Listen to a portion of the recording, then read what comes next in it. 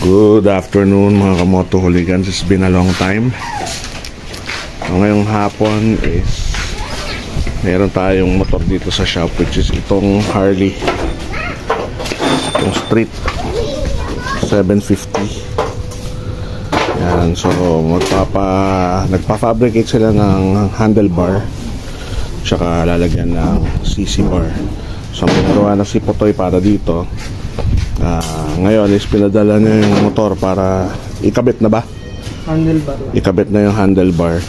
Tapos masukatan yung paglalagyan ng bracket ng CC bar niya.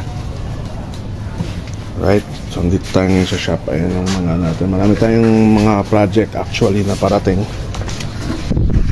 Sana dito to. Itong bobber nito ni Marco. Actually, iwan sa atin yan.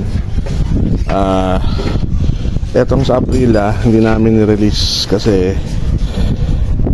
ayaw naming ipauwi na ganun yung nangyari sa tangke. So nag-moist kasi. So ginawa namin ni Master Potoy is in-strip ulit bago i-repaint, then bago yan on. Ayaw natin mapahiya kaya hindi na lang natin at pumayag naman yung hindi naman siya nagmamadali. So ito mga super light na to, mga for sale to.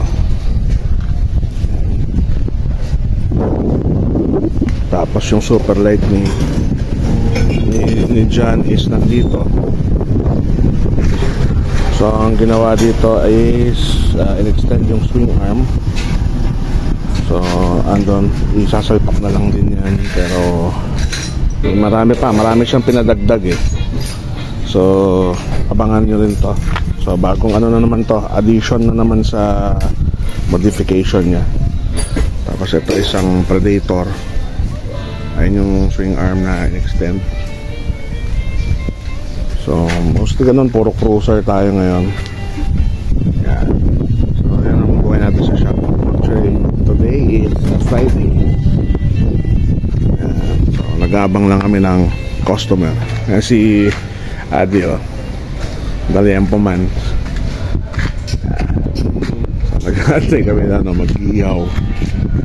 Yan. So open tayo ngayon sa Liampulutan sa mga kakain. So malamang hindi naman on time to no mapapanood nyo. Ayan. So ayan, update lang tayo. So abangan nyo to. Papakita ko mamaya pag napalitan na ni Master Potoy ng handlebar yan.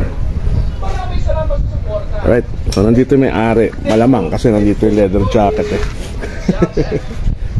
So ito yung CC bar na finabricate ni Master Potoy na ikakabit dito sa Harley Davidson Street 750.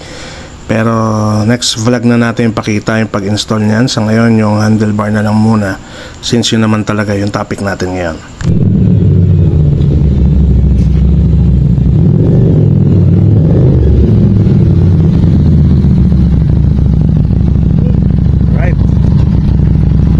So ayan, minute ko yung background music kasi baka tayo makopyright. So ayan na yung CC bar.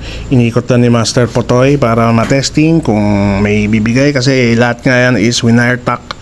Tapos happy naman yung natin, yung client natin. At ayan yung Harley niya. So babalik siya next week para sa CC bar. At makakauwi na rin siya. So galing pa siyang Gen 3. So inabot tayo ng 2 AM kasi sobrang tagal. Hapon na rin kasi nag-start. Tapos ayaw niya rin naman iwan yung motor. So ginawa ni Master Potoy is wire tack. Yan yung finabricate ng handlebar.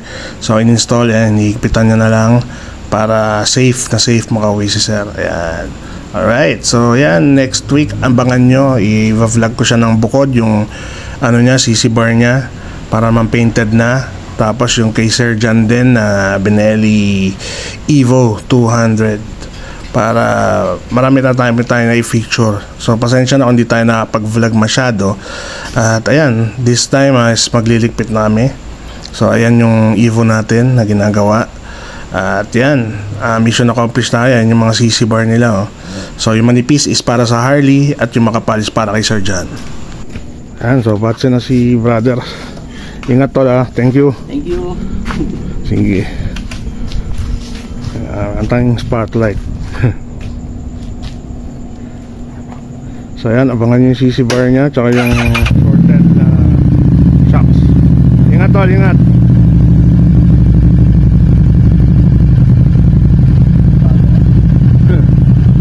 Ingat.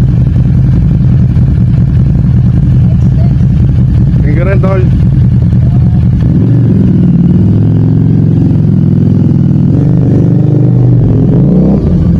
So ayan na nga, minute ko ulit dahil sa background music baka na naman tayo makapiright dito. So ayan, nagligpit namin, nagsara na kami ng shop. At last day namin bukas, Saturday for this week. Ayun, magkita-kita tayo. This is the Gun behind the camera and I'm fucking out.